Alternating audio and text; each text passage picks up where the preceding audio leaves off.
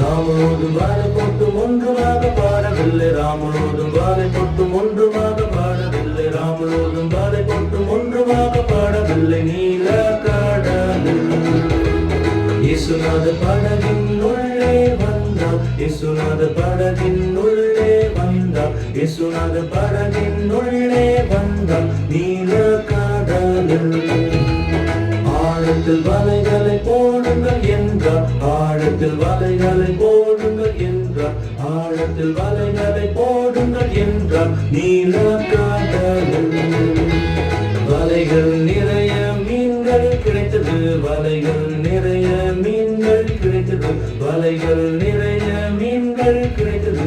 நீல கடலில்